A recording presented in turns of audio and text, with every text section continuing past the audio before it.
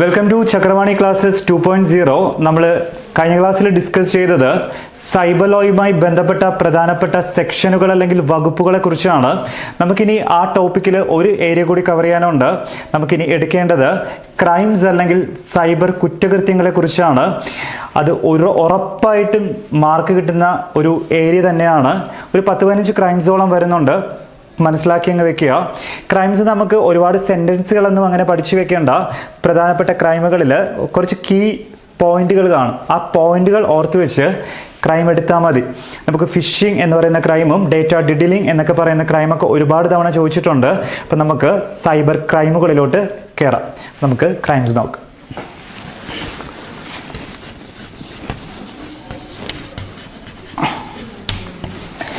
ഇപ്പം സൈബർ ക്രൈമിലോട്ട് നമ്മൾ കയറുന്നതിന് മുമ്പായിട്ട് ക്രൈമുകൾ എത്ര വിധം ഉണ്ടെന്ന് അറിഞ്ഞിരിക്കുക. സൈബർ ക്രൈമുകളെ നമുക്ക് പ്രധാനമായി രണ്ടായി തിരിക്കാം. ഏതൊക്കെയാണ് പ്രധാനപ്പെട്ട സൈബർ ക്രൈമുകൾ എന്ന് ചോദിച്ചാൽ, ഒന്നാമത്തേത് കമ്പ്യൂട്ടർ ആസ് ടാർഗറ്റ് എന്താണെന്ന് പറഞ്ഞുതരാം. ഒന്നാമത്തെ ടൈപ്പാണ് കമ്പ്യൂട്ടർ ആസ് ടാർഗറ്റ് എന്ന് പറയും. രണ്ടാമത്തെ ടൈപ്പാണ് കമ്പ്യൂട്ടർ ആസ് വെപ്പൺ എന്ന് പറയും. മാറിപ്പോലെ 2 ടൈപ്പ് ക്രൈംസ് ഉണ്ടെന്ന് പഠിക്കുക. കമ്പ്യൂട്ടർ ആസ് ടാർഗറ്റ് എന്നൊരു ഏരിയയും ഉണ്ട്, കമ്പ്യൂട്ടർ ആസ് വെപ്പൺ എന്നൊരു ഏരിയയും ഉണ്ട്. കമ്പ്യൂട്ടർ ആസ് ടാർഗറ്റ് എന്ന് പറയുന്ന ക്രൈമിൽ എന്താണ് നടക്കുന്നത് എന്ന് ചോദിച്ചാൽ, ഈ ക്രൈമുകൾ കമ്പ്യൂട്ടറിനെ ലക്ഷ്യമാക്കി ചെയ്യുന്ന ക്രൈമുകളാണ്. കമ്പ്യൂട്ടറിനെ ലക്ഷ്യമാക്കി അല്ലെങ്കിൽ കമ്പ്യൂട്ടറിനെ തകർക്കാൻ വേണ്ടി ചെയ്യുന്ന ക്രൈമുകളാണ് സൈബർ ക്രൈമിൽ വരുന്ന കമ്പ്യൂട്ടർ ആസ് ടാർഗറ്റ്. ഇതിന് പ്രധാനപ്പെട്ട ഉദാഹരണമാണ് നമ്മൾ നേരത്തെ പറഞ്ഞ ഹാക്കിംഗ് എന്ന് പറയും. മാറിപ്പോലെ സെക്ഷൻ നമുക്കറിയാം 66. അപ്പോൾ സൈബർ ക്രൈമിനെ പ്രധാനമായി രണ്ടായി തിരിക്കാം. കമ്പ്യൂട്ടർ ലക്ഷ്യമാക്കിയുള്ള കമ്പ്യൂട്ടർ ആസ് ടാർഗറ്റും കമ്പ്യൂട്ടർ ആസ് വെപ്പൺ എന്നൊരു ഏരിയ ഉണ്ട്. അല്ലെങ്കിൽ കമ്പ്യൂട്ടർ ആസ് വെപ്പൺ എന്ന് പറഞ്ഞാൽ കമ്പ്യൂട്ടർ സഹായത്തോടെ ചെയ്യുന്ന ക്രൈമുകളാണ് കമ്പ്യൂട്ടർ ആസ് വെപ്പൺ. കമ്പ്യൂട്ടറിനെ ലക്ഷ്യമാക്കി ചെയ്യുന്നത് കമ്പ്യൂട്ടർ ആസ് ടാർഗറ്റ് എന്ന് പറയും. കമ്പ്യൂട്ടർ സഹായത്തോടെ ചെയ്യുന്നത് കമ്പ്യൂട്ടർ ആസ് വെപ്പൺ എന്ന് പറയും. നമുക്ക് കമ്പ്യൂട്ടർ ആസ് ടാർഗറ്റ് അല്ലെങ്കിൽ ലക്ഷ്യമാക്കി ചെയ്യുന്ന പ്രധാനപ്പെട്ട ക്രൈമാണ് ഹാക്കിംഗ് എന്ന് പറയും. നമുക്കിവിടെ പഠിക്കേണ്ടത് കമ്പ്യൂട്ടർ ആസ് വെപ്പൺ അല്ലെങ്കിൽ സഹായത്തോടു കൂടി ചെയ്യുന്ന 10-15ഓളം ക്രൈംസ് ആണ്. 1-2 എക്സാമ്പിൾസ് ജസ്റ്റ് നോക്കുക. ഫിഷിംഗ് എന്നൊരു ക്രൈമുണ്ട്, അത് കമ്പ്യൂട്ടർ സഹായത്തോടു കൂടിയാണ്. ഡിഡിലിംഗ് എന്നൊരു ക്രൈമുണ്ട്, അതും കമ്പ്യൂട്ടർ സഹായത്തോടു കൂടിയാണ്. എക്സെട്ര എന്ന് വെച്ചാൽ നമുക്കിതിൽ കുറച്ച് കാര്യങ്ങൾ കൂടി പഠിക്കാനുണ്ട്. അപ്പം ക്രൈമുകളെ പ്രധാനമായി രണ്ടായി തിരിക്കാം. കമ്പ്യൂട്ടർ ആസ് ടാർഗറ്റ് എന്നും കമ്പ്യൂട്ടർ ആസ് വെപ്പൺ എന്നും. അതായത് കമ്പ്യൂട്ടർ ലക്ഷ്യമായി ചെയ്യുന്നതും കമ്പ്യൂട്ടർ സഹായത്തോടെ ചെയ്യുന്നതും. കമ്പ്യൂട്ടർ ആസ് ടാർഗറ്റ് ചോദിച്ചാൽ ഹാക്കിംഗ് എന്ന് എഴുതുക. കമ്പ്യൂട്ടർ ആസ് വെപ്പൺ ആണെങ്കിൽ സഹായത്തോടെ ഫിഷിംഗ്, ഡിഡിലിംഗ് മുതലായവ നമുക്ക് കമ്പ്യൂട്ടർ സഹായത്തോട് ചെയ്യുന്ന ക്രൈമുകളാണ് PSC കൂടുതലും ചോദിക്കാറ്. ഇവിടെ ഹാക്കിങ്ങുമായി ബന്ധപ്പെട്ട് ഒരു പോയിന്റ് പഠിച്ചു വെക്കുക. എന്താണ് ഹാക്കിംഗ് എന്ന് ചോദിച്ചാൽ, നമ്മൾ കമ്പ്യൂട്ടർ ഡേറ്റ സംവിധാനത്തെ നശിപ്പിക്കും. കമ്പ്യൂട്ടറിൻ്റെ ഡേറ്റ സംവിധാനത്തെ നശിപ്പിക്കുന്ന കുറ്റമാണ് ഹാക്കിംഗ് എന്ന് പറയും. ഡേറ്റ സംവിധാനത്തെ നശിപ്പിക്കുന്ന കുറ്റത്തിൻ്റെ പേര് ചോദിക്കാറുണ്ട്. അനധികൃതമായിട്ട് കമ്പ്യൂട്ടറിൻ്റെ ഡേറ്റ സംവിധാനത്തെ നശിപ്പിക്കുന്നതാണ് ഹാക്കിംഗ് എന്ന് പറയും. അപ്പോൾ നമുക്ക് ഹാക്കിങ്ങിൻ്റെ സെക്ഷൻ അറിയാം. 66 ഡേറ്റ സംവിധാനത്തിന് അനധികൃതമായി കമ്പ്യൂട്ടറിൽ അതിക്രമിച്ച് കടന്നിട്ട് നമ്മൾ ഡേറ്റ സംവിധാനത്തിനെ നശിപ്പിക്കുന്നതിന് പറയുന്ന പേരാണ് ഹാക്കിംഗ് എന്ന് പറയും. ഈ ഹാക്കിംഗ് ചെയ്യുന്ന ആൾക്കാർക്ക് പറയുന്ന പേര് ഹാക്കേഴ്സ് അല്ലെങ്കിൽ ഹാക്കർമാർ എന്നാണ്. ഹാക്കിംഗ് ചെയ്യുന്ന ആൾക്കാർക്ക് പറയുന്ന പേര് ഹാക്കേഴ്സ് എന്നാണ്. 3 ടൈപ്പ് ഹാക്കർമാർ ഉണ്ട് എന്ന് പഠിച്ചു വെക്കുക. ജസ്റ്റ് അറിയാൻ വേണ്ടി മാത്രമാണ്. ഒന്നാമത്തേത് കറുത്ത തൊപ്പിക്കാർ എന്ന് പറയും. കറുത്ത തൊപ്പിക്കാർ ബ്ലാക്ക് ഹാറ്റുകളാണ്. ബ്ലാക്ക് ഹാറ്റ്സ് എന്ന് പറയും. ബ്ലാക്ക് ഹാറ്റ്സ് എന്നൊരു ഹാക്കേഴ്സ് ഉണ്ട്.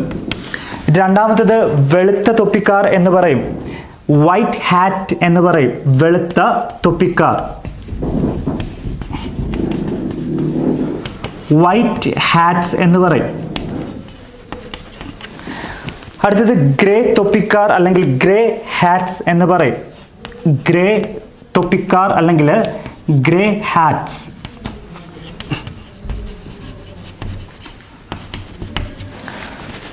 കറുത്ത തൊപ്പിക്കാരുടെ പ്രത്യേകത ഇതാണ്. നശിപ്പിക്കുക അല്ലെങ്കിൽ നശീകരണ ഉദ്ദേശത്തോടു കൂടി മാത്രം ഹാക്കിംഗ് ചെയ്യുന്നതാണ് കറുത്ത തൊപ്പിക്കാർ. നെഗറ്റീവ്സ് ആണ്.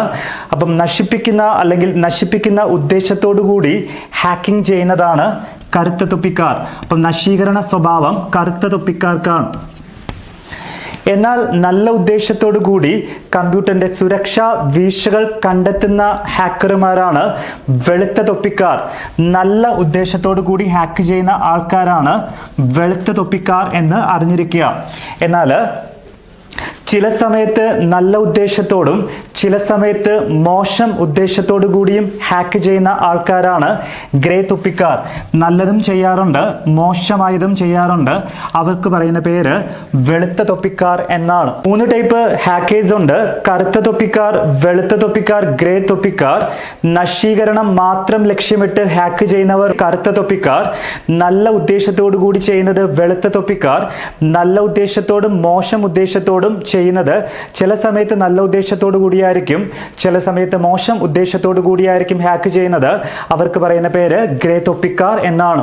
അപ്പം നമ്മുടെ ക്രൈമുകൾ പ്രധാനമായി 2ആണ്: കമ്പ്യൂട്ടർ ലക്ഷ്യമാക്കിയുള്ളതും കമ്പ്യൂട്ടർ സഹായത്തോടെയുള്ളതും.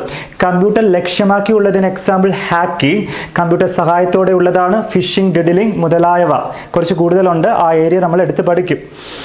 കമ്പ്യൂട്ടറിന്റെ ഡേറ്റ സംവിധാനത്തെ നശിപ്പിക്കുന്നതാണ് ഹാക്കിംഗ് എന്ന് പറയും. ഹാക്കിംഗ് ചെയ്യുന്ന ആൾക്കാർക്ക് പറയുന്ന പേര് ഹാക്കർമാർ എന്നാണ്. നമ്മൾക്ക് 3 ടൈപ്പ് ഹാക്കർമാരുണ്ട്: കറുത്ത തൊപ്പിക്കാർ, വെളുത്ത തൊപ്പിക്കാർ, ഗ്രേ തൊപ്പിക്കാർ. കറുത്ത തൊപ്പിക്കാർ അല്ലെങ്കിൽ ബ്ലാക്ക് ഹാറ്റ്സ് നശീകരണ ഉദ്ദേശത്തോടു കൂടി ഹാക്ക് ചെയ്യുന്ന ആൾക്കാരാണ്. എന്നാൽ വെളുത്ത തൊപ്പിക്കാർ നല്ല ഉദ്ദേശത്തോടു കൂടി ഹാക്ക് ചെയ്യുന്നവരാണ്. എന്നാൽ ഗ്രേ തൊപ്പിക്കാർ നല്ല ഉദ്ദേശത്തോടും മോശം ഉദ്ദേശത്തോടും കൂടി, 2 ഉദ്ദേശത്തോടു കൂടിയും ഹാക്ക് ചെയ്യുന്ന ആൾക്കാരാണ്. ഇവിടെ 2 ആൾക്കാരുടെ പേര് കൂടി പഠിച്ചു വെക്കുക. ലോകത്തിലെ ആദ്യത്തെ സൈബർ ക്രൈം ആരുടെ പേരിൽ എന്ന് ചോദിക്കാറുണ്ട്. ലോകത്തെ ആദ്യത്തെ സൈബർ ക്രൈം ആരുടെ പേരിൽ എന്ന് ചോദിച്ചാൽ അവിടെ പേര് ജോസഫ് മേരി ജാക്വേർഡ് എന്ന് പറയും. ഓക്കെ, മാറിപ്പോലെ. ലോകത്തിലെ, വേൾഡിലെ ആദ്യത്തെ സൈബർ കുറ്റം ആരുടെ പേരിൽ എന്ന് ചോദിച്ചാൽ ജോസഫ് മേരി ജാക്വേർഡ് എന്ന് എഴുതുക. ലോകത്തിലെ ആദ്യത്തെ സൈബർ കുറ്റം ആരുടെ പേരിൽ എന്ന് ചോദിച്ചാൽ ജോസഫ് മേരി ജാക്വേർഡ് എന്ന് എഴുതുക. ഇയാള് ഫ്രാൻസുകാരനാണ്. മാറിപ്പോലെ.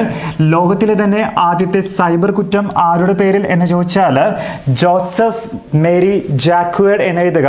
ഒരു പേരൂടെ പഠിച്ചു വെക്കുക. ഇന്ത്യയിലെ ആദ്യത്തെ സൈബർ കുറ്റം ആരുടെ പേരിൽ എന്ന് ചോദിച്ചാൽ ആസിഫ് അസീം എന്ന് എഴുതുക. ആളിന്റെ പേര് ആസിഫ് അസീം എന്നാണ്. ഓക്കെ, മാറിപ്പോലെ.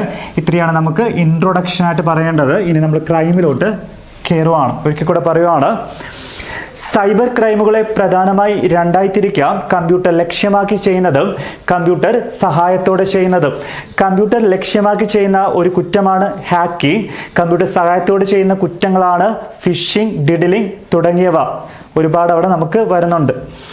നമ്മുടെ കമ്പ്യൂട്ടറിന്റെ ഡേറ്റ സംവിധാനത്തെ നശിപ്പിക്കുന്ന കുറ്റകൃത്യമാണ് ഹാക്കിംഗ്. ഹാക്കിംഗ് ചെയ്യുന്ന ആൾക്കാർക്ക് പറയുന്ന പേര് ഹാക്കർമാർ എന്നാണ്. 3 ടൈപ്പ് ഹാക്കർമാരുണ്ട്: കറുത്ത തൊപ്പിക്കാരുണ്ട്, വെളുത്ത തൊപ്പിക്കാരുണ്ട്, ഗ്രേ തൊപ്പിക്കാരുണ്ട്. കറുത്ത തൊപ്പിക്കാർ നശീകരണ സ്വഭാവം ഉള്ളവരാണ്. നല്ല ഉദ്ദേശത്തോടു കൂടി ഹാക്ക് ചെയ്യുന്നവർ വെളുത്ത തൊപ്പിക്കാരാണ്. ചിലപ്പോൾ നല്ല ഉദ്ദേശത്തോടും ചിലപ്പോൾ മോശം ഉദ്ദേശത്തോടും ഹാക്ക് ചെയ്യുന്നത് ഗ്രേ തൊപ്പിക്കാരാണ്. ലോകത്തിലെ ആദ്യത്തെ സൈബർ കുറ്റം ആരുടെ പേരിൽ എന്ന് ചോദിച്ചാൽ ജോസഫ് മേരി ജാക്വേർഡ് എന്ന് എഴുതുക. ഏത് രാജ്യക്കാരൻ എന്ന് ചോദിച്ചാൽ ഫ്രാൻസ് എന്ന് എഴുതുക. ഇന്ത്യയിലെ ആദ്യത്തെ സൈബർ കുറ്റം ആരുടെ പേരിൽ എന്ന് ചോദിച്ചാൽ ആസിഫ് അസീം എന്ന് എഴുതുക. ഇനി നമുക്ക് കമ്പ്യൂട്ടർ സഹായത്തോടു കൂടി ചെയ്യുന്ന പ്രധാനപ്പെട്ട 15ഓളം ക്രൈമുകൾ പഠിക്കാനുണ്ട്. നമുക്ക് 1 by 1 ആയിട്ട് നോക്കാം. ഓക്കെ, അപ്പൊ നമുക്ക് സൈബർ ക്രൈംസിലോട്ട് കയറാം. നമ്മുടെ ആദ്യത്തെ ക്രൈം ശ്രദ്ധിച്ചിരിക്കുക, ഇമ്പോർട്ടൻറ്റ് ടോപ്പിക്കാണ്. ഇതിന് 1 മാർക്ക് ഉറപ്പാണ്. നന്നായിട്ട് പഠിച്ചു വെക്കുക. ആദ്യത്തെ ക്രൈമിന്റെ പേര് സൈബർ ഫിഷിംഗ് എന്നാണ്. Cyber phishing.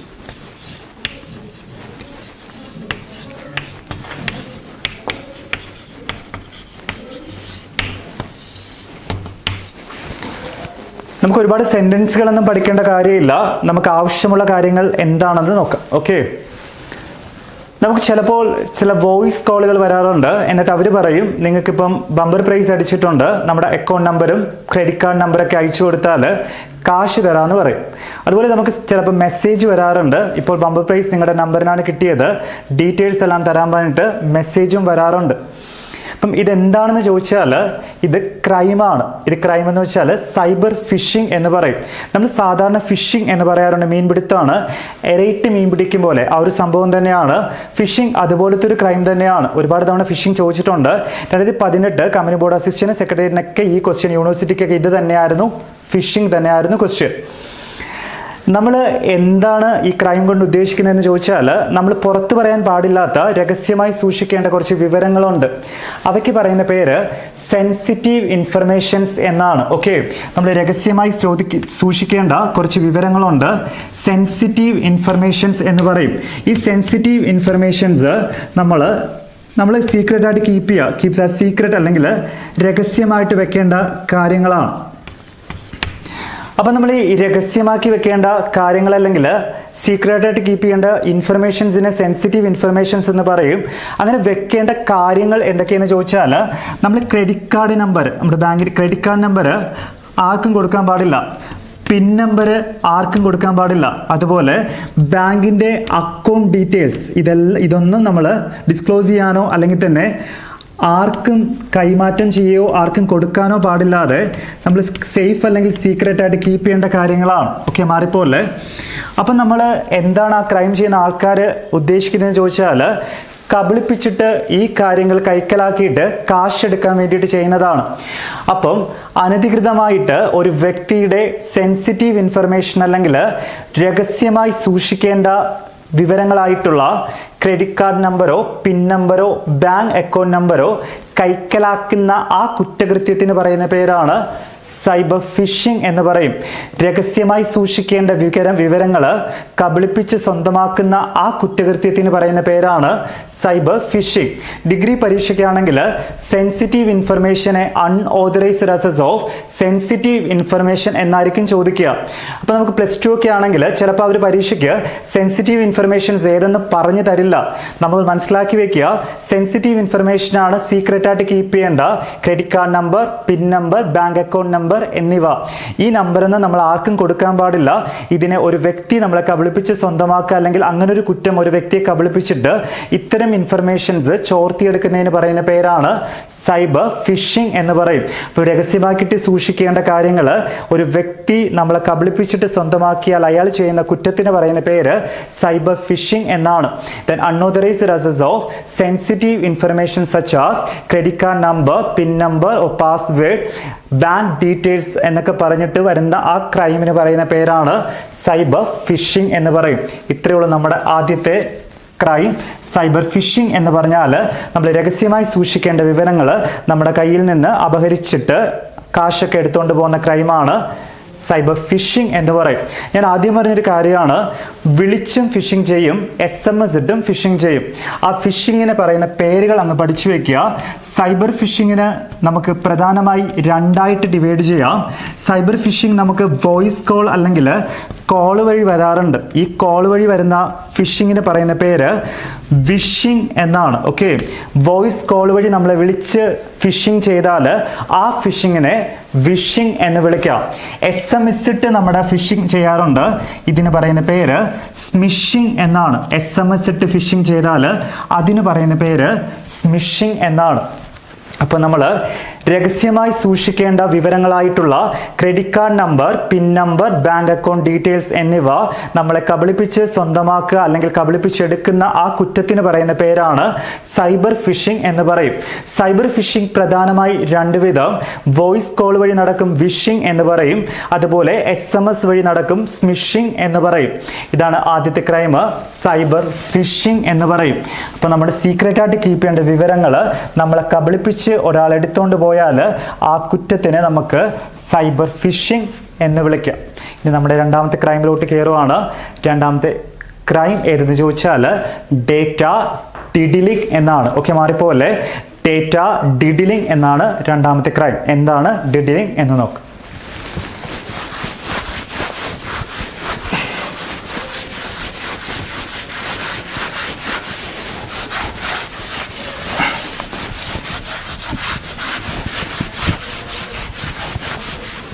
അപ്പോൾ നമ്മളിവിടെ ഒരു ക്രൈം കവർ ചെയ്തിട്ടുണ്ട്. നമ്മൾ ആദ്യം കവർ ചെയ്ത ക്രൈം ഏതെന്ന് ചോദിച്ചാൽ ഫിഷിംഗ് എന്ന് പറയുന്ന ക്രൈമാണ്. ഇമ്പോർട്ടൻ്റ് ആണ്, പഠിച്ചു വെക്കുക. നമ്മുടെ രണ്ടാമത്തെ ക്രൈം ഏതെന്ന് ചോദിച്ചാൽ ഡേറ്റ ഡിഡിലിംഗ് എന്ന് പറയും. ഡേറ്റ ഡിഡിലിംഗ്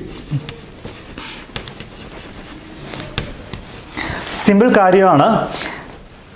ഡേറ്റ ഡിഡിലിംഗ് കൊണ്ട് ഉദ്ദേശിക്കുന്നത് നമ്മൾ ഇൻപുട്ട് ചെയ്യുന്ന സമയത്തോ നമ്മൾ കൊടുക്കുന്ന ഡേറ്റാസ് പ്രോസസ്സിങ് ചെയ്യുന്നതിന് തൊട്ട് മുമ്പായിട്ടോ നമ്മൾ കൊടുക്കുന്ന വിവരങ്ങൾ ചേഞ്ച് ചെയ്യും. ആര് ചെയ്യുമെന്ന് ചോദിച്ചാൽ നമ്മുടെ സിസ്റ്റം ഹാക്ക് ചെയ്ത് വെക്കുന്ന ആൾ. എന്താണ് കാര്യമെന്ന് പറഞ്ഞുതരാം. നമ്മുടെ ഒരു സിസ്റ്റം നമ്മൾ ഇൻപുട്ട് ചെയ്യുവാണ്, 10 + 10 കൂട്ടി നമുക്ക് 20 റിസൾട്ട് വരണം. എന്നാൽ റിസൾട്ട് 30 വരുള്ളൂ. നമ്മൾ വിചാരിക്കും നമ്മുടെ മിസ്റ്റേക്ക് കൊണ്ടാണ് കറക്റ്റായിട്ട് വരാത്തത്. പക്ഷെ അതൊരു ക്രൈം അതിൻ്റെ അകത്ത് നടക്കുന്നുണ്ട്. നമ്മൾ 10 + 10 എന്ന് കൊടുക്കുമ്പം 20 തന്നെ വരണം. അപ്പം ഈ 10 എന്ന് പറയുന്ന ഡേറ്റയ്ക്ക് ഒരു മാറ്റം വരുത്തി കാണണം. ഈ മാറ്റം വരുത്തുമ്പോൾ അത് 20 ആയാലേ 30 റിസൾട്ട് വരുള്ളൂ. അപ്പം എന്താണ് ക്രൈം എന്ന് ചോദിച്ചാൽ ഡേറ്റ ഡിഡിലിംഗ് 2015 SI പരീക്ഷയുടെ ക്വസ്റ്റ്യൻ ഡേറ്റ ഡിഡിലിംഗ് ആണ്.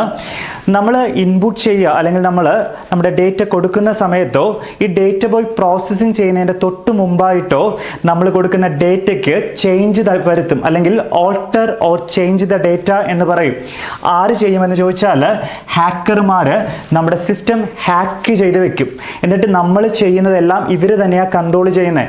ക്രൈം നമുക്ക് ഇത്ര സിമ്പിളായിട്ട് പഠിച്ചു വെക്കാം.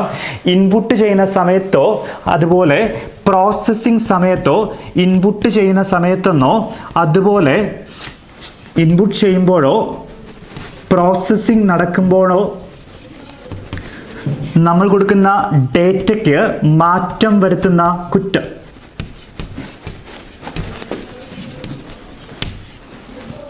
മാറിപ്പോരുത്. അപ്പം ഡേറ്റ ഡിഡിലിംഗ് ഇത്രയേ ഉള്ളൂ. ഇൻപുട്ട് സമയത്ത് അല്ലെങ്കിൽ പ്രോസസ്സിങ്ങിൻ്റെ തൊട്ട് മുമ്പ് നമ്മൾ കൊടുക്കുന്ന ഡേറ്റയ്ക്ക് മാറ്റം വരുത്തുന്ന ക്രൈമിന് പറയുന്ന പേരാണ് ഡേറ്റ ഡിഡിലിംഗ്.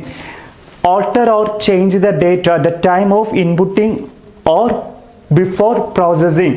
ഇൻപുട്ടിംഗ് സമയത്തോ പ്രോസസ്സിങ്ങിന് തൊട്ട് മുമ്പോ നമ്മൾ പോലും അറിയാതെ നമ്മൾ കൊടുക്കുന്ന ഡേറ്റാസിന് മാറ്റം വരുത്തുന്ന കുറ്റകൃത്യത്തിന് പറയുന്ന പേരാണ് ഡേറ്റ ഡിഡിലിംഗ് എന്ന് പറയും. ഫിഷിംഗ് എന്ന് വെച്ചാൽ രഹസ്യമായിട്ടുള്ള കാര്യങ്ങൾ അവരെടുക്കുന്നതാണ്. ഇത് നമ്മൾ കൊടുക്കുന്ന ഡേറ്റയ്ക്ക് മാറ്റം വരുത്തുന്നതാണ്.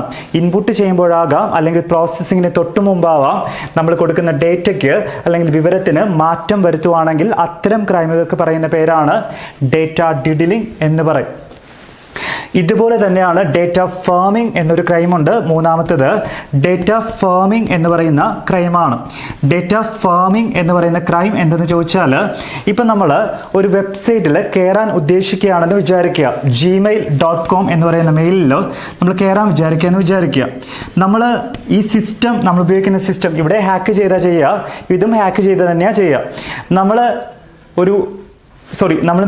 ജിമെയിലോട്ട് കയറുവാണ്. നമ്മൾ എൻട്രി ചെയ്തിട്ട് ലോഗിൻ ചെയ്യുന്ന സമയത്ത് നമ്മൾ ഈ സൈറ്റിലാണ് പോകാൻ ആഗ്രഹിക്കുന്നത്. പക്ഷേ ഈ സൈറ്റിലോട്ട് നമ്മൾ പോകത്തില്ല, നമ്മൾ പോലും അറിയാതെ ഇത് ഹാക്കിങ്ങിന് വിധേയമായ സിസ്റ്റം. അപ്പം എന്ത് സംഭവിക്കുമെന്ന് ചോദിച്ചാൽ നമ്മൾ ഏത് സൈറ്റിലാണോ കയറാൻ ഉദ്ദേശിക്കുന്നത് ആ സൈറ്റിൽ നമ്മളെ എത്തിക്കാതെ നമ്മളെ വഴിതിരിച്ചു കൊണ്ടുപോയി ഫ്രോഡായിട്ടുള്ള ഏതെങ്കിലും സൈറ്റിൽ കൊണ്ടെത്തിക്കും. ഇതിന് പറയുന്ന പേരാണ് ഡേറ്റ ഫാമിംഗ് എന്ന് പറയും. ഡിഡിലിംഗിൽ നമ്മൾ കൊടുക്കുന്ന ഡേറ്റയ്ക്ക് മാറ്റം വരുത്തും. ഫാമിങ്ങിൽ നമ്മൾ ഏത് സൈറ്റിൽ കയറാൻ ആഗ്രഹിക്കുന്നോ അവിടെ നിന്ന് വഴിതിരിച്ച് നമ്മളെ ഫ്രോഡായിട്ടുള്ള ഏതെങ്കിലും സൈറ്റിൽ കൊണ്ടെത്തിക്കും. യൂസേഴ്സ് അല്ലെങ്കിൽ redirect users to fraud website എന്ന് പറയും. അപ്പോൾ നമുക്ക് ചോദിക്കുന്ന ക്വസ്റ്റ്യൻസ് ഇങ്ങനെ ആയിരിക്കും. നമ്മളെ വഴിതിരിച്ചല്ലെങ്കിൽ കമ്പ്യൂട്ടർ ഉപയോഗിക്കുന്ന ആൾക്കാരെ വഴിതിരിച്ച് ഫ്രോഡ് അല്ലെങ്കിൽ വ്യാജമായ വെബ്സൈറ്റിൽ കൊണ്ടെത്തിക്കുന്ന കുറ്റം ഏതെന്ന് ചോദിക്കാറുണ്ട്. റീഡയറക്റ്റ് ടു ഫ്രോഡ് വെബ്സൈറ്റ് എന്ന് പറയും. നമ്മൾ ഏത് വെബ്സൈറ്റിൽ കയറാൻ ആഗ്രഹിക്കുന്നോ അതിൽ കയറാൻ പറ്റാതെ നമ്മളെ വഴിതിരിച്ചു കൊണ്ടുപോയി ഫ്രോഡ് വെബ്സൈറ്റിലോട്ട് കൊണ്ടെത്തിക്കുന്ന ആ കുറ്റകൃത്യത്തിന് പറയുന്ന പേരാണ്. ഇതെല്ലാം ചെയ്യുന്ന ഹാക്കേഴ്സ് തന്നെയായിരിക്കും. നമ്മുടെ ഫ്രോഡ് വെബ്സൈറ്റിലോട്ട് കൊണ്ട് എത്തിക്കുന്ന ആ ഒരു ക്രൈം അല്ലെങ്കിൽ കുറ്റകൃത്യത്തിന് പറയുന്ന പേരാണ് നമ്മുടെ ഡേറ്റ ഫാമിംഗ് എന്ന് പറയും. Alter or change the data before processing അല്ലെങ്കിൽ പ്രോസസ്സിങ്ങിനോ ഇൻപുട്ടിംഗ് ടൈമിനോ സമയത്ത് നമ്മുടെ ഡേറ്റയ്ക്ക് മാറ്റം വരുത്തിയാൽ ഡിഡിലിംഗ് എന്ന് പറയാം. നമ്മൾ കയറാൻ ആഗ്രഹിക്കുന്ന വെബ്സൈറ്റിൽ നിന്ന് നമ്മളെ വഴിതിരിച്ചു കൊണ്ടുപോയി ഏതെങ്കിലും ഫ്രോഡായിട്ടുള്ള വെബ്സൈറ്റ് അല്ലെങ്കിൽ ഫേക്ക് വെബ്സൈറ്റിൽ നമ്മളെ കൊണ്ടുവെത്തിച്ചാൽ അതിന് പറയുന്ന പേര് ഡേറ്റ ഫാമിംഗ് എന്നാണ്. അപ്പോൾ നമ്മുടെ രണ്ടാമത്തെ ക്രൈം കഴിഞ്ഞിട്ടുണ്ട്, ഡേറ്റ ഡിഡിലിംഗ്. മൂന്നാമത്തെ ക്രൈം നമുക്ക് കഴിഞ്ഞിട്ടുണ്ട്, മൂന്നാമത്തെ ക്രൈം ഫാമിംഗ്. അപ്പോൾ നമ്മുടെ ഡേറ്റയ്ക്ക് മാറ്റം വരുത്തിയാൽ ഡിഡിലിംഗ്, നമ്മളെ വ്യാജമായിട്ടുള്ള അല്ലെങ്കിൽ ഫ്രോഡായിട്ടുള്ള വെബ്സൈറ്റിലോട്ട് വഴിതിരിച്ച് കൊണ്ടെത്തിച്ചാൽ ഫാമിംഗ് എന്ന് പറയും. നമ്മുടെ അടുത്ത ക്രൈമാണ് സലാമി അറ്റാക്ക്. ഒക്കെ സിമ്പിൾ കാര്യങ്ങളാണ്, കീ പോയിന്റ് അങ്ങ് പഠിച്ചു വെച്ചാൽ മാത്രം മതി. സലാമി അറ്റാക്ക് സിമ്പിളാണ്. ഈ സലാമി എന്ന് പറയുന്നത് ഒരു പെൺകുട്ടിയാണെന്ന് ഓർക്കുക, അല്ലെങ്കിൽ പെൺകുട്ടിയാണെന്ന് വിചാരിക്കുക.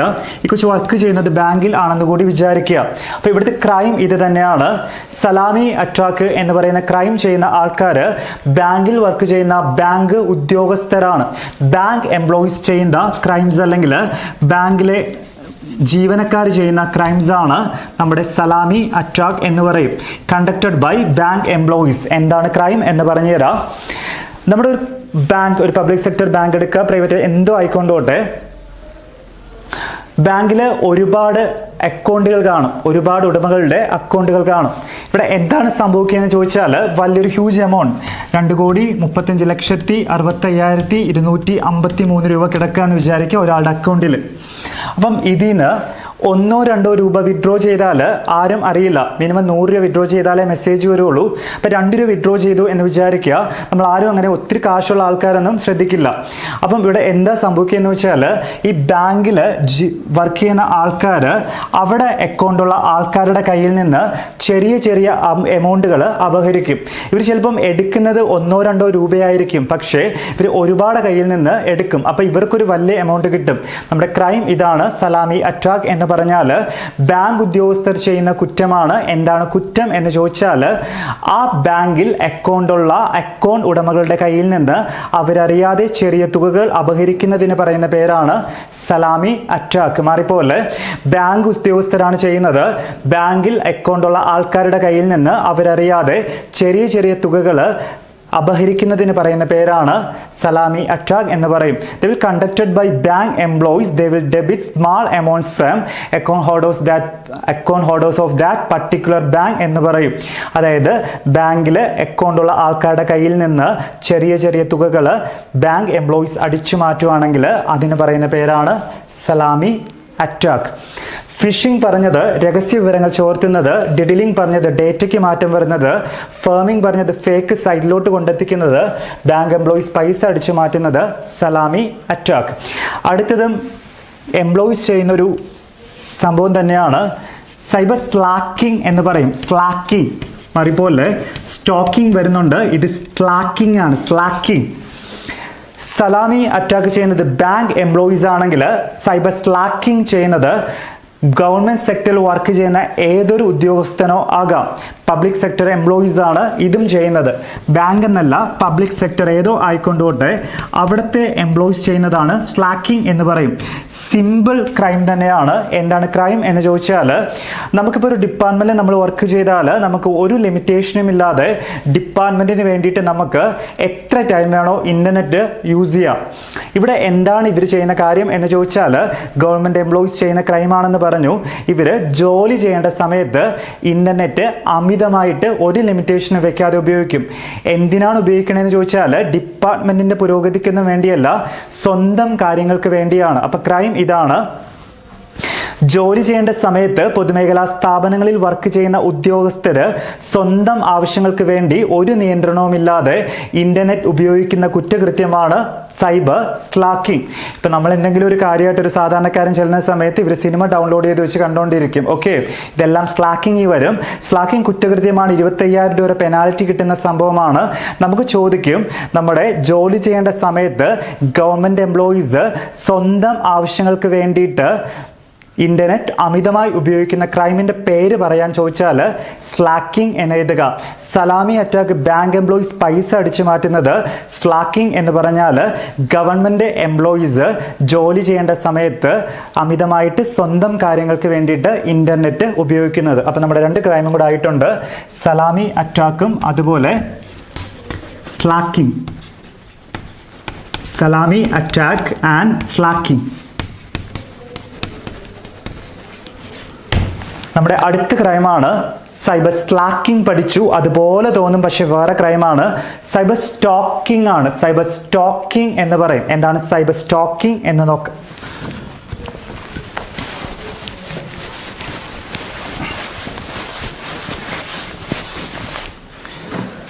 സൈബർ സ്റ്റോക്കിംഗ് സിമ്പിൾ ക്രൈം തന്നെയാണ്. സൈബർ സ്റ്റോക്കിംഗ് എന്തെന്ന് ചോദിച്ചാൽ സ്റ്റോക്കിംഗ്, സൈബർ സ്റ്റോക്കിംഗ് എന്നാണ് ക്രൈമിൻ്റെ പേര്. ഇതിന് മറ്റൊരു പേരുണ്ട്, സൈബർ ബുള്ളിംഗ് എന്നുകൂടി ഇതിന് പറയും. സൈബർ ബുള്ളിംഗ് എന്നറിയപ്പെടുന്നതും സ്റ്റോക്കിംഗ് തന്നെയാണ്. അപ്പോൾ സൈബർ സ്റ്റോക്കിംഗ് എന്താണെന്ന് നോക്കാം. ഇപ്പോൾ ടോക്കിംഗ് സംസാരിക്കുക, എന്തെങ്കിലും മോശം കാര്യങ്ങൾ പറയുക എന്നുള്ളൊരു സംഭവമായിട്ട് എടുത്താൽ മതി. നമ്മൾ വ്യാജ സന്ദേശങ്ങൾ പ്രചരിപ്പിച്ചിട്ട് കമ്മ്യൂണിക്കേഷൻ ഡിവൈസുകൾ വഴി വ്യാജ പ്രചരിപ്പിച്ചിട്ട് അല്ലെങ്കിൽ സന്ദേശങ്ങൾ പ്രചരിപ്പിച്ചിട്ട് ഒരു വ്യക്തിയെ വ്യക്തിഹത്യ നടത്തുക അല്ലെങ്കിൽ മാനസികമായി പീഡിപ്പിക്കുക. ഈ ക്രൈം ടാർഗറ്റ് ചെയ്യുന്നത് ഒരു വ്യക്തിയെയാണ്. നമ്മൾ ഇംഗ്ലീഷിൽ പറഞ്ഞാൽ ഹരാസ് എ പേഴ്സൺ എന്ന് പറയാം. ഓക്കെ, ഒരു വ്യക്തിയെ നമ്മൾ മാനസികമായി പീഡിപ്പിക്കുക അല്ലെങ്കിൽ അവരെ വ്യക്തിഹത്യ നടത്തുക. നമ്മൾ വ്യാജ സന്ദേശങ്ങൾ സോഷ്യൽ മീഡിയ വഴി പ്രചരിപ്പിച്ചിട്ട് ഒരു വ്യക്തി എന്നതാണ് ഇവിടുത്തെ കീ പോയിന്റ്. ഒരു വ്യക്തിയെ നമ്മൾ മാനസികമായി വിഷമിപ്പിക്കുക അല്ലെങ്കിൽ വ്യക്തിഹത്യ ചെയ്താൽ ആ ക്രൈമിന് സ്റ്റോക്കിംഗ് എന്ന് പറയാം. അപ്പം മാറിപ്പോരുത്. ഒരു ആളെ നമ്മൾ മോശമായിട്ടുള്ള സന്ദേശങ്ങൾ പ്രചരിപ്പിച്ചിട്ട് വ്യക്തിഹത്യ അല്ലെങ്കിൽ മാനസികമായി പീഡിപ്പിച്ചാൽ അതിന് പറയുന്ന പേര് സൈബർ സ്റ്റോക്കിംഗ് എന്നാണ്. Sending offensive messages to social media to harass a person. ഒരു വ്യക്തിയെ നമ്മൾ മോശമായി ചിത്രീകരിക്കുക അല്ലെങ്കിൽ ഒരു വ്യക്തിയെ മാനസികമായി പീഡിപ്പിക്കുന്നതിന് പറയുന്ന പേരാണ് സ്റ്റോക്കിംഗ് എന്ന് പറയും. ഈ സ്റ്റോക്കിംഗ് പോലെ ലിങ്ക് ചെയ്തൊരെണ്ണം പഠിക്കുക, സൈബർ ഡിഫാമേഷൻ എന്ന് പറയും.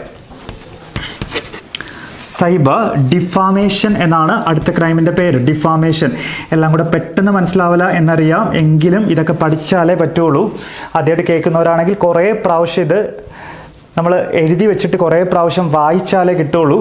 സൈബർ സ്റ്റോക്കിംഗ് എന്ന് വെച്ചാൽ ഒരാളെ നമ്മൾ ഹരാസ് ചെയ്യുന്നതാണെങ്കിൽ, ഡിഫാമേഷൻ എന്ന് പറഞ്ഞാൽ ഇതുപോലെ വ്യാജ സന്ദേശങ്ങൾ നമ്മൾ അയച്ച് ഒരു വ്യക്തി എന്നല്ല, ഒന്നുകിൽ ഏതെങ്കിലും ഒരു കമ്പനി അല്ലെങ്കിൽ ഓർഗനൈസേഷൻ ആവാം, നന്നായിട്ട് പ്രവർത്തിക്കുന്ന ഒരു കമ്പനി ആയിരിക്കാം അല്ലെങ്കിൽ റെപ്യൂട്ടഡ് ആയിട്ടുള്ള ഒരു ഓർഗനൈസേഷൻ ആയിരിക്കാം. ഈ കമ്പനി അല്ലെങ്കിൽ ഒരു പ്രോഡക്റ്റ്, നന്നായിട്ട് പൊയ്ക്കൊണ്ടിരിക്കുന്ന ഒരു പ്രോഡക്റ്റ് ആയിരിക്കാം. ഈ പ്രോഡക്റ്റ് അല്ലെങ്കിൽ ഒരു ഉൽപ്പന്നത്തിനെ ആയിരിക്കാം. നമ്മളിങ്ങനെ സന്ദേശങ്ങൾ അയച്ചിട്ട് ഒരു വ്യക്തിയെ നമ്മൾ മോശമായിട്ട് ചിത്രീകരിച്ചാൽ നമുക്ക് സ്റ്റോക്കിംഗ് എന്ന് പറയാം. എന്നാൽ നമ്മൾ വ്യാജ സന്ദേശങ്ങൾ പ്രചരിപ്പിച്ച് ഒരു കമ്പനിയോ അതുപോലെ ഒരു പ്രോഡക്റ്റിൻ്റെയോ റെപ്യൂട്ടേഷന് മുറിവേൽപ്പിച്ചാൽ അല്ലെങ്കിൽ അതിൻ്റെ ഒരു നല്ല വശത്തിന് നമ്മൾ ഏതെങ്കിലും രീതിയിൽ മോശമായിട്ട് സന്ദേശങ്ങൾ പ്രചരിപ്പിച്ച് വരുത്തിയാൽ അതിന് പറയുന്ന പേരാണ് സൈബർ ഡിഫാമേഷൻ എന്ന് പറയും. സ്റ്റോക്കിംഗ് എന്ന് വെച്ചാൽ ഒരാളെ ഉദ്ദേശിച്ച് ചെയ്യുന്നത്, ഡിഫാമേഷൻ ചെയ്യുന്നത് ഒരാളെ ഉദ്ദേശിച്ചല്ല. ഒരു കമ്പനി ആവാം, അതിലൊരു കൂട്ടം ആൾക്കാർ വരാം, അല്ലെങ്കിൽ ഒരു ഉൽപ്പന്നമാവാം. ഒരു പ്രോഡക്റ്റിനെയോ ഒരു കമ്പനിയോ മോശമായി ചിത്രീകരിച്ച് കാണിക്കുന്നത് ഡിഫാമേഷൻ.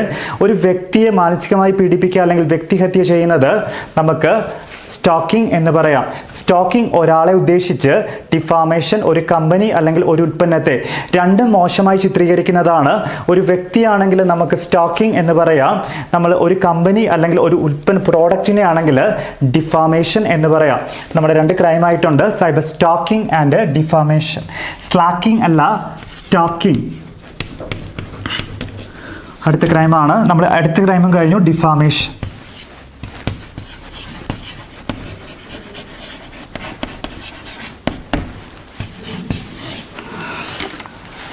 നമ്മുടെ അടുത്ത ക്രൈമാണ് സൈബർ സ്കോട്ടിംഗ് എന്ന് പറയും. മാറിപ്പോലെ അടുത്ത ക്രൈമിന്റെ പേര് സൈബർ സ്കോട്ടിംഗ് എന്നാണ്.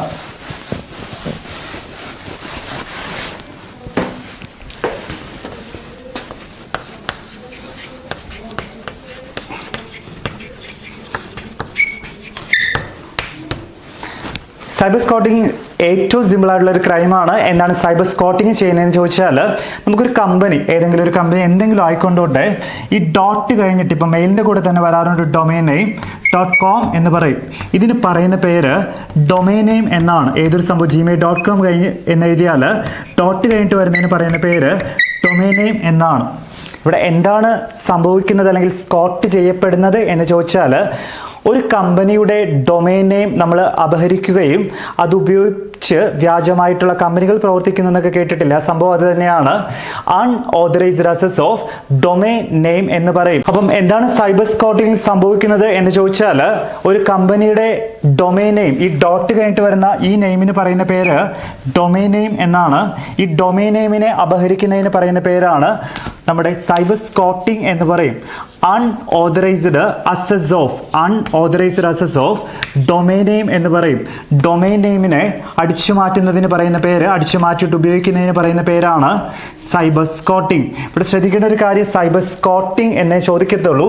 ഇവിടെ നിങ്ങൾ ഡൊമൈൻ നെയിം ആണെന്ന് കൂടി എഴുതി വെച്ചാൽ മതി. അത് തന്നെയാണ് ക്രൈം. ഡൊമൈൻ നെയിം അടിച്ചു മാറ്റുന്നതിന് പറയുന്ന പേരാണ്, അല്ലെങ്കിൽ ഡൊമൈൻ നെയിം സ്കോട്ടിംഗ് ആണ് സൈബർ സ്കോട്ടിംഗ് എന്നറിഞ്ഞിരിക്കുക. നമ്മുടെ ക്രൈം ഇതാണ്, സൈബർ സ്കോട്ടിംഗ് എന്ന് പറയും. നമ്മുടെ അടുത്ത ക്രൈം എന്ന് ചോദിച്ചാൽ, അടുത്ത ക്രൈമാണ് ഡിനൈൽ ഓഫ് സർവീസ് എന്ന് പറയും. ഡിനൈൽ ഓഫ് സർവീസ് ഒരുപാട് തവണ ചോദിച്ചിട്ടുണ്ട്. നമുക്കിതിൽ മലയാളത്തിൽ സേവന നിഷേധം എന്നാ പറയുക. മലയാളത്തിൽ സേവന നിഷേധം എന്ന് പറയും. ഓക്കെ, മാറിപ്പോലെ. ഡിനൈൽ ഓഫ് സർവീസ് അല്ലെങ്കിൽ സേവന നിഷേധം എന്തെന്ന് ചോദിച്ചാൽ, നമ്മുടെ ഒരു നെറ്റ്വർക്ക്, ഓക്കെ, നമുക്കത് ഉപയോഗിക്കേണ്ട കാര്യമുണ്ട്. നമ്മൾ ഉപയോഗിക്കാൻ ചെല്ലുന്ന സമയത്ത് അത് എപ്പോഴും ബിസി ആയിരിക്കുവാണ്. അങ്ങനെ ബിസി വരാറുണ്ട്. എല്ലാവരും ഒരുമിച്ച് ഉപയോഗിക്കുന്ന സമയത്ത് ബിസി വരാറുണ്ട്. ഇതങ്ങനെയല്ല. കൃത്രിമമായിട്ട് നമ്മുടെ നെറ്റ്വർക്കിൽ, ഒരാൾക്ക് ഉപയോഗിക്കാനുള്ള നെറ്റ്വർക്കിൽ കൃത്രിമമായിട്ട് ട്രാഫിക് അല്ലെങ്കിൽ തിരക്ക് സൃഷ്ടിക്കും. അപ്പോൾ നമുക്ക് കൃത്രിമമായിട്ട് ആരെങ്കിലും നമ്മുടെ ഉപയോഗിക്കേണ്ട കൃത്രിമമായിട്ട് ട്രാഫിക് അല്ലെങ്കിൽ നെറ്റ്വർക്കിൽ ബിസി ഉണ്ടാകുന്നതിന് പറയുന്ന പേര് ട്രാഫിക് എന്നാണ്. തിരക്കിന് പറയുന്ന പേര് ട്രാഫിക് എന്നാണ്. കൃത്രിമമായിട്ട് ട്രാഫിക് ഉണ്ടാക്കിയിട്ട് ആ നെറ്റ്വർക്ക് വേറെ ഉപയോഗിക്കാൻ, അല്ലെങ്കിൽ അത് ഉപയോഗിക്കാൻ എന്തെങ്കിലും ആവശ്യമുള്ള ആൾക്കാർക്ക് അത് ഉപയോഗിക്കാൻ പറ്റാതാക്കുന്ന ഒരു സംഭവമാണ് ഡിനൈൽ ഓഫ് സർവീസ്. സർവീസിനെ തന്നെ ഡിനൈൽ ചെയ്ത് കളയും. അപ്പോൾ നെറ്റ്വർക്കിൽ കൃത്രിമമായിട്ട് ട്രാഫിക് ഉണ്ടാക്കി ആ നെറ്റ്വർക്കിനെ മറ്റുള്ളവർക്ക് ഉപയോഗിക്കാൻ പറ്റാത്ത അവസ്ഥയിൽ എത്തിക്കുന്നതിന് പറയുന്ന പേരാണ് ഡിനൈൽ ഓഫ് സർവീസ് എന്ന് പറയും. ഇതിനെ സേവന നിഷേധം എന്നാണ് പറയുക. ഓക്കെ, മാറിപ്പോലെ.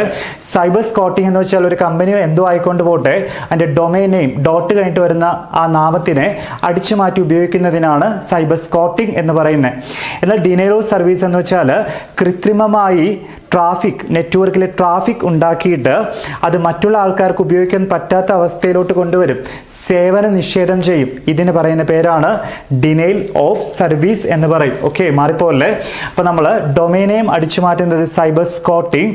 അതുപോലെ കൃത്രിമമായി ട്രാഫിക് സൃഷ്ടിച്ചിട്ട് ആ സേവനം മറ്റുള്ളവർക്ക് ലഭ്യമാകാത്ത രീതിയിൽ ആക്കുന്നതിന് പറയുന്ന പേര് ഡിനൈൽ ഓഫ് സർവീസ് എന്ന് പറയും. പത്താമത്തേത് സോഫ്റ്റ്വെയർ പൈറസി എന്നാണ് ക്രൈമിൻ്റെ പേര്. സോഫ്റ്റ്വെയർ പൈറസി എന്നാണ് ക്രൈമിൻ്റെ പേര്. സോഫ്റ്റ്വെയർ പൈറസി എന്ന് പറയും. 2015 സെക്രട്ടേറിയറ്റ് അസിസ്റ്റന്റ് പരീക്ഷയുടെ ക്വസ്റ്റ്യൻ സോഫ്റ്റ്വെയർ പൈറസി ആണ്. നമുക്കൊരു സോഫ്റ്റ്വെയർ ഒരാൾക്ക് ഇല്ലീഗലായിട്ട് കോപ്പിറൈറ്റ് ചെയ്ത് കൊടുത്താൽ, അല്ലെങ്കിൽ പേറ്റന്റ് അവകാശം ഒരാൾക്ക് കൈമാറ്റം ചെയ്താൽ അതിന് പറയുന്ന പേരാണ് സോഫ്റ്റ്വെയർ പൈറസി. നമുക്ക് നിയമവിരുദ്ധമായി ഇല്ലീഗലായിട്ട് നമ്മൾ സോഫ്റ്റ്വെയറിനെ കൈമാറ്റം ചെയ്യുക അല്ലെങ്കിൽ കോപ്പിറൈറ്റ് ചെയ്ത് കൊടുക്കുന്നതിന് പറയുന്ന പേരാണ് സോഫ്റ്റ്വെയർ പൈറസി. നിയമവിരുദ്ധമായിട്ട് നമ്മൾ സോഫ്റ്റ്വെയറിനെ കോപ്പിറൈറ്റ് ചെയ്ത് കൊടുക്കുക, പേറ്റന്റ് അവകാശത്തിനെ കൈമാറ്റം ചെയ്യുന്നതിന് പറയുന്ന പേരാണ് സോഫ്റ്റ്വെയർ പൈറസി എന്ന് പറയും. നമ്മൾ നിയമവിരുദ്ധമായിട്ട് കോപ്പിറൈറ്റ് ചെയ്ത് കൊടുക്കുന്നതിന് പറയുന്ന പേരാണ് സോഫ്റ്റ്വെയർ പൈറസി. ഓക്കെ, മാറിപ്പോലെ. അപ്പം നമ്മുടെ ഡൊമൈൻ നെയിം അടിച്ചു മാറ്റുന്നത് സൈബർ സ്കോട്ടിംഗ്. അതുപോലെ തന്നെ നമ്മുടെ സർവീസിനെ നിഷേധിക്കുക, കൃത്രിമമായിട്ട് ട്രാഫിക് ഉണ്ടാക്കി സേവനം ലഭ്യമാക്കാത്ത അവസ്ഥയിലേക്ക് എത്തിക്കുന്നത് ഡിനൈൽ ഓഫ് സർവീസ്. സോഫ്റ്റ്വെയറിനെ നമ്മൾ നിയമവിരുദ്ധമായിട്ട് കോപ്പിറൈറ്റ് ചെയ്ത് കൊടുക്കുകയാണെങ്കിൽ അത് സോഫ്റ്റ്വെയർ പൈറസി. അപ്പം നമ്മുടെ സൈബർ സ്കോട്ടിംഗ് കഴിഞ്ഞിട്ടുണ്ട്. അതുപോലെ നമ്മുടെ ഡിനൈൽ ഓഫ് സർവീസ് കഴിഞ്ഞായിരുന്നു. അതുപോലെ നമ്മുടെ സോഫ്റ്റ്വെയർ പൈറസിയും കഴിഞ്ഞായിരുന്നു.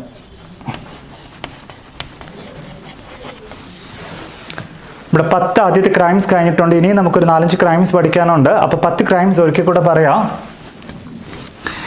രഹസ്യമായി സൂക്ഷിക്കേണ്ട വിവരങ്ങൾക്ക് നമ്മൾ പറഞ്ഞ പേര് സെൻസിറ്റീവ് ഇൻഫർമേഷൻസ് എന്നാണ്.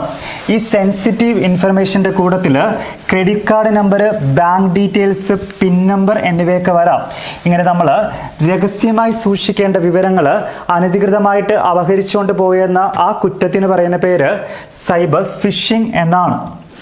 നമ്മൾ വിവരങ്ങൾ ഇൻപുട്ട് ചെയ്യുന്ന സമയത്തോ പ്രോസസ്സിങ്ങിന് തൊട്ട് മുമ്പായിട്ടോ അതിന് മാറ്റം വരുത്തുന്ന കുറ്റകൃത്യത്തിന് പറയുന്ന പേരാണ് ഡേറ്റ ഡിഡിലിംഗ് എന്ന് പറയും.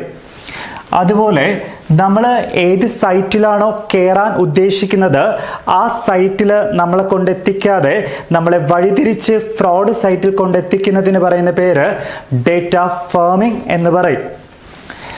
ബാങ്കിൽ വർക്ക് ചെയ്യുന്ന ആൾക്കാർ ആ ബാങ്കിൽ അക്കൗണ്ടുള്ള ആൾക്കാരുടെ കയ്യിൽ നിന്ന് അവർ പോലും അറിയാതെ ചെറിയ എമൗണ്ട് അടിച്ചു മാറ്റുക അല്ലെങ്കിൽ അപഹരിക്കുന്നതിന് പറയുന്ന പേര് സലാമി അറ്റാക്ക് എന്നാണ്. സൈബർ സ്ലോക്കിംഗ് ഇതാണ്. ജോലി ചെയ്യേണ്ട സമയത്ത് പൊതുമേഖലാ സ്ഥാപനങ്ങളിൽ വർക്ക് ചെയ്യുന്ന ആൾക്കാർ സ്വന്തം ആവശ്യങ്ങൾക്ക് വേണ്ടി അമിതമായി ഇന്റർനെറ്റ് ഉപയോഗിക്കുന്നതിന് പറയുന്ന പേര് സൈബർ സ്ലാക്കിംഗ് എന്നാണ്. സൈബർ സ്റ്റോക്കിംഗ് എന്തെന്ന് ചോദിച്ചാൽ വ്യാജ സന്ദേശങ്ങൾ പ്രചരിപ്പിച്ച് ഒരു മനുഷ്യൻ അല്ലെങ്കിൽ ഒരു വ്യക്തിയെ വ്യക്തിഹത്യ നടത്തുക അല്ലെങ്കിൽ മാനസികമായി പീഡിപ്പിക്കുന്നതിന് പറയുന്ന പേരാണ് സൈബർ സ്റ്റോക്കിംഗ് എന്ന് പറയും. സൈബർ ഡിഫോമേഷൻ, വ്യാജ സന്ദേശങ്ങൾ പ്രചരിപ്പിച്ച് ഒരു വ്യക്തിയാണെങ്കിൽ സ്റ്റോക്കിംഗ് ആണെങ്കിൽ ഒരു കമ്പനി അല്ലെങ്കിൽ നല്ലൊരു പ്രോഡക്റ്റ് അല്ലെങ്കിൽ ഉൽപ്പന്നത്തിനെ മോശമായി ചിത്രീകരിച്ചാൽ സൈബർ ഡിഫോമേഷൻ എന്ന് പറയും. സൈബർ സ്കോട്ടിംഗ് എന്തെന്ന് ചോദിച്ചാൽ ഏതെങ്കിലും ഒരു ഓർഗനൈസേഷൻ്റെ ഡൊമൈൻ നെയിം തന്നെ അടിച്ചു മാറ്റുന്നത് അല്ലെങ്കിൽ അപഹരിക്കുന്നതിന് പറയുന്ന പേര് സൈബർ സ്കോട്ടിംഗ് എന്നാണ്. അടുത്തത് ഡിനൈൽ ഓഫ് സർവീസ് എന്തെന്ന് ചോദിച്ചാൽ കൃത്രിമമായി നെറ്റ്വർക്കിൽ തിരക്ക് കൂട്ടി ആ സേവനം മറ്റുള്ളവർക്ക് നിഷേധിക്കുന്നതിന് പറയുന്ന പേരാണ് ഡിനൈൽ ഓഫ് സർവീസ്. നമ്മുടെ സേവന നിഷേധം എന്നാണ് അതിന് പറയുക. സോഫ്റ്റ്വെയർ പൈറസി എന്ന് ചോദിച്ചാൽ നിയമവിരുദ്ധമായിട്ട് നമ്മൾ സോഫ്റ്റ്വെയറുകൾ അല്ലെങ്കിൽ പേറ്റന്റ് അവകാശം മറ്റൊരു വ്യക്തിക്ക് കോപ്പിറൈറ്റ് ചെയ്ത് കൊടുക്കുക അല്ലെങ്കിൽ കൈമാറുകയാണെങ്കിൽ അതിന് സോഫ്റ്റ്വെയർ പൈറസി എന്ന് പറയും. നമ്മുടെ അടുത്ത ക്രൈമാണ് സൈബർ ഫോർജറി.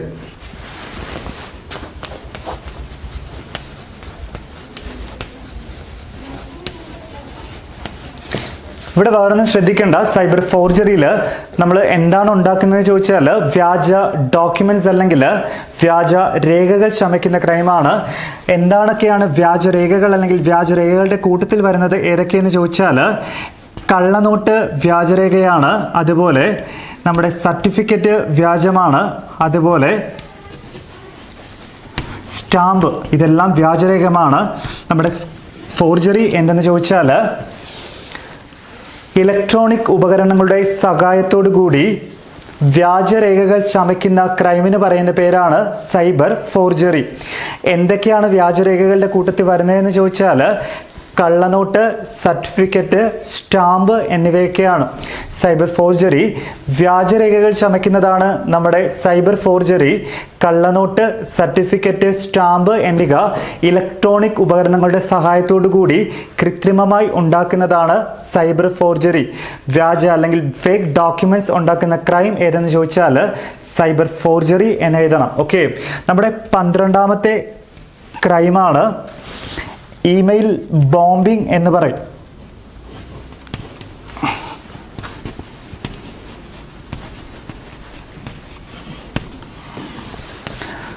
ഇമെയിൽ ബോംബിംഗ് എന്ന് ചോദിച്ചാൽ നമ്മളൊരു പർട്ടിക്കുലർ അഡ്രസ്സ്, ഏതെങ്കിലും ഒരു അഡ്രസ്സിലോട്ട് സമയത്തിൻ്റെ ഇടവേളകളില്ലാതെ ആയിരക്കണക്കിന് മെയിലുകൾ സെൻഡ് ചെയ്ത് കൊടുക്കും.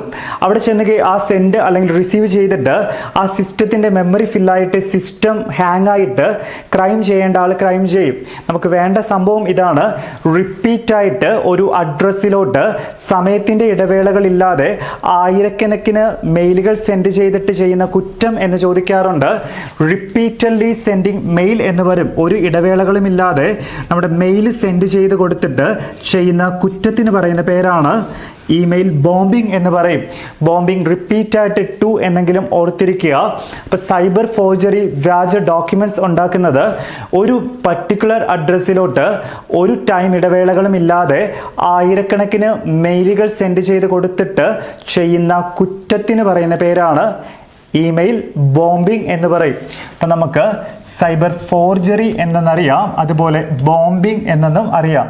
വെറും ബോംബിംഗ് അല്ല, ഇമെയിൽ ബോംബിംഗ് എന്നാണ്.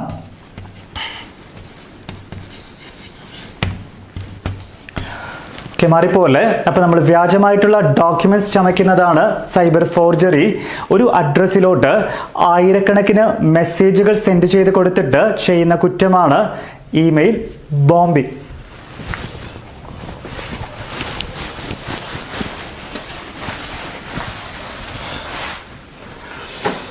അടുത്തത് ഇമെയിൽ സ്പൂഫിംഗ് എന്നൊരു ക്രൈമാണ്. സ്പൂഫിംഗ് ഒരുപാട് തവണ ചോദിച്ചിട്ടുണ്ട്. സ്പൂഫിംഗ്, ഇമെയിൽ സ്പൂഫിംഗ് എന്തെന്ന് ചോദിച്ചാൽ, നമ്മളിപ്പം ഒരു വ്യക്തി, ഒരു VIP-ക്ക് ഒരു വധഭീഷണി കിട്ടിയെന്ന് വിചാരിക്കുക മെയിൽ വഴി. നമ്മൾ ആ മെയിൽ എടുത്ത് നോക്കുമ്പം ഒരാളുടെ അഡ്രസ്സ് നമുക്ക് കിട്ടും.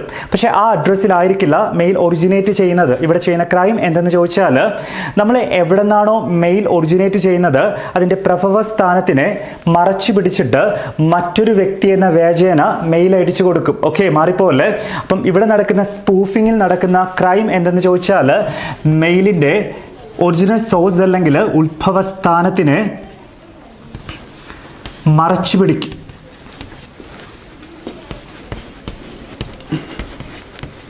അതായത് hide the source of original mail എന്ന് പറയും.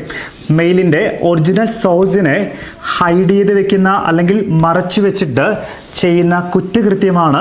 അപ്പം നമുക്ക് തോന്നും വേറൊരു വ്യക്തിയാണ് മെയിൽ അയച്ചതെന്ന്. പക്ഷേ യഥാർത്ഥത്തിൽ അയക്കുന്ന വ്യക്തിയെ നമുക്കറിയാൻ പറ്റില്ല.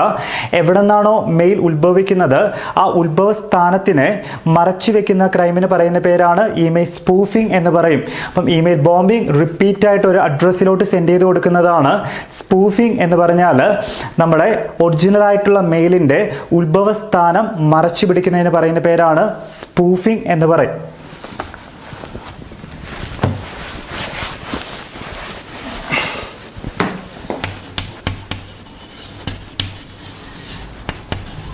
അടുത്ത ക്രൈമാണ് ഇമെയിൽ സ്പാമിംഗ് എന്ന് പറയും. സ്പാമിംഗ് എന്നൊരു ക്രൈമുണ്ട്, ഇമെയിൽ സ്പാമിംഗ്.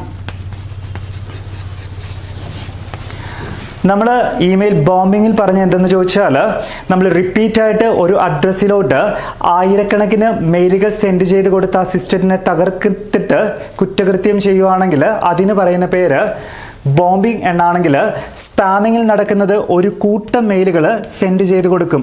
റിപ്പീറ്റ് ആയിട്ടല്ല, ഒരു കൂട്ടം മെയിലുകൾ, അതായത് ബൾക്ക് ഓഫ് അൺസോളിസിറ്റഡ് മെയിൽസ് എന്ന് കാണും. ഓക്കെ, ബൾക്കായിട്ട് മെയിലുകൾ സെൻഡ് ചെയ്ത് കൊടുത്തിട്ട് സിസ്റ്റത്തിനെ തകർക്കും. ഇവിടെ ഒരു കൂട്ടം മെയിൽ വരുമ്പോൾ നമുക്ക് അതിൻ്റെ അകത്ത് നോക്കുമ്പം നല്ല മെയിൽസും കാണും, ഏതെങ്കിലും ഒരു മെയിൽ വൈറസ് അറ്റാച്ച്മെൻറ്റ് എന്തെങ്കിലും കാണും, നമ്മുടെ സിസ്റ്റത്തിനെ ബാധിച്ച് സിസ്റ്റം നശിക്കും. അങ്ങനെ ഒരു കൂട്ടം മെയിലുകൾ സെൻഡ് ചെയ്ത് കൊടുത്ത് സിസ്റ്റത്തിനെ തകർത്തിട്ട് ചെയ്യുന്ന ക്രൈമാണ് ഇമെയിൽ സ്പാമിംഗ് എന്ന് പറയും. എന്നാൽ സമയത്തിൻ്റെ ഇടവേളകളില്ലാതെ ആയിരക്കണക്കിന് മെയിലുകൾ അയച്ച് സിസ്റ്റത്തെ തകർത്ത് ചെയ്യുന്ന ക്രൈമാണ് ബോംബിംഗ്. അപ്പം നമ്മുടേത് ഒരു കൂട്ടം മെയിലുകളാണെങ്കിൽ സ്പാമിംഗ് എന്ന് പറയും. ഒരു ക്രൈം കൂടെ പഠിക്കുക, വെബ്സൈറ്റ് ഹൈജാക്കിംഗ് അല്ലെങ്കിൽ വെബ് ഹൈജാക്കിംഗ് എന്ന് പറയും. ഈ ക്രൈമും കൂടെയാണ് നമുക്ക് പ്രധാനമായിട്ട് നോക്കേണ്ട ക്രൈംസ്. വെബ് സൈറ്റ് ഹൈജാക്കിംഗ് അല്ലെങ്കിൽ വെബ് ഹൈജാക്കിംഗ് എന്ന് പറയും.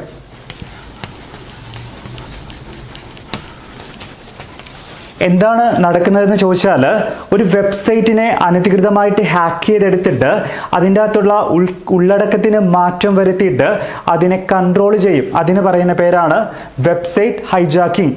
വെബ്സൈറ്റിനെ സ്വന്തമാക്കി വേറൊരു വ്യക്തിയുടേത് അനധികൃതമായിട്ട് സ്വന്തമാക്കിയിട്ട് അതിൻ്റെ ഉള്ളടക്കത്തിന് മാറ്റം വരുത്തിയിട്ട് അത് ഈ കട്ടെടുക്കുന്ന ആൾ തന്നെ കൺട്രോൾ ചെയ്യും.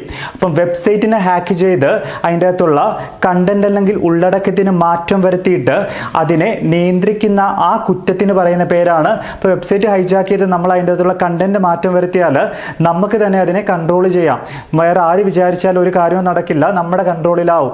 അങ്ങനെ വെബ്സൈറ്റിനെ മൊത്തത്തിലെടുത്തിട്ട് അതിൻ്റെ അകത്തുള്ള കണ്ടന്റ്സിന് മാറ്റം വരുത്തിയിട്ട് അത് നിയന്ത്രിക്കുകയാണെങ്കിൽ വെബ്സൈറ്റ് ഹൈജാക്കിംഗ് എന്ന് പറയും. അപ്പോൾ വെബ്സൈറ്റ് ഹൈജാക്കിംഗ് കൂടെ പഠിച്ചു വെക്കുക.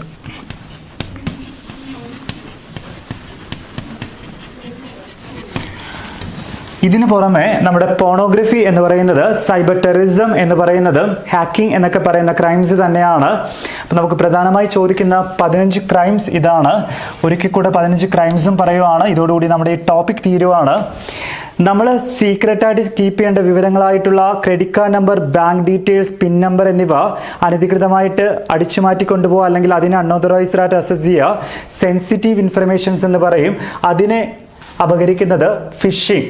ഇൻപുട്ടിംഗ് സമയത്തോ പ്രോസസ്സിംഗ് സമയത്തോ ഡേറ്റയ്ക്ക് മാറ്റം വരുത്തുന്നത് ഡിഡിലിംഗ്. നമ്മളെ വ്യാജമായിട്ടുള്ള വെബ്സൈറ്റിൽ കൊണ്ടെത്തിക്കുന്നത് ഫേമിംഗ്. ബാങ്കിൽ വർക്ക് ചെയ്യുന്ന ആൾക്കാർ കാശടിച്ച് മാറ്റുന്നത് സലാമി അറ്റാക്ക്. ജോലി ചെയ്യേണ്ട സമയത്ത് സ്വന്തം ആവശ്യത്തിന് ഇന്റർനെറ്റ് അമിതമായി ഉപയോഗിക്കുന്നത് സ്ലാക്കിംഗ്. ഒരാളെ നമ്മൾ അപമാനിക്കുന്നത് സ്റ്റോക്കിംഗ്. എന്നാൽ ഒരു കമ്പനി അല്ലെങ്കിൽ പ്രോഡക്റ്റിനെ മോശമായി പറയുന്നത് ഡിഫോമേഷൻ. ഡൊമൈനെ മൊത്തത്തിലെടുത്ത് മാറ്റുന്നത് അല്ലെങ്കിൽ അപകരിക്കുന്നത് സ്കോട്ടിംഗ്. ഒരാളുടെ സേവനം നിഷേധിക്കുന്നത് ഡിനയൽ ഓഫ് സർവീസ്. നമ്മൾ നിയമവിരുദ്ധമായി സോഫ്റ്റ്വെയറിനെ കോപ്പി ചെയ്ത് കൊടുക്കുന്നത് സോഫ്റ്റ്വെയർ പൈറസി. വ്യാജ ഡോക്യുമെന്റ്സ് ചമയ്ക്കുന്നത് ഫോർജറി. റിപ്പീറ്റായിട്ട് ആയിരക്കണക്കിന് മെയിലുകൾ ഒരു അഡ്രസ്സിലോട്ട് സെൻഡ് ചെയ്തിട്ട് ക്രൈം ചെയ്യുന്നത് ബോംബിംഗ്. മെയിലിൻ്റെ ഉത്ഭവസ്ഥാനം അല്ലെങ്കിൽ ഒറിജിനൽ മെയിലിൻ്റെ സോഴ്സ് ഹൈഡ് ചെയ്തല്ലെങ്കിൽ മറച്ചു പിടിക്കുന്നത് സ്പൂഫിംഗ്. ഒരു കൂട്ടം മെയിലുകൾ അയച്ചിട്ട് നമ്മൾ സിസ്റ്റത്തിനെ തകർത്തിട്ട് ചെയ്യുന്ന ക്രൈം അല്ലെങ്കിൽ തകർത്തിട്ട് ക്രൈം ചെയ്യുവാണെങ്കിൽ സ്പാമിംഗ്, ഇമെയിൽ സ്പാമിംഗ് എന്ന് പറയാം. വെബ്സൈറ്റിനെ മൊത്തത്തിൽ ഹാക്ക് ചെയ്തിട്ട് ഉള്ളടക്കത്തിന് മാറ്റം വരുത്തിയിട്ട് അത് നിയന്ത്രിക്കുകയാണെങ്കിൽ വെബ്സൈറ്റ് ഹൈജാക്കിംഗ് എന്ന് പറയാം. ഈ 15 ക്രൈമും നന്നായിട്ട് പഠിച്ചു വയ്ക്കുക. നമ്മുടെ സൈബർ ലോ എന്ന് പറയുന്ന ടോപ്പിക് കഴിഞ്ഞിട്ടുണ്ട്. നമുക്കിനി അടുത്ത വേറൊരു സെക്ഷൻ അടുത്ത ക്ലാസ്സിൽ നോക്കാം.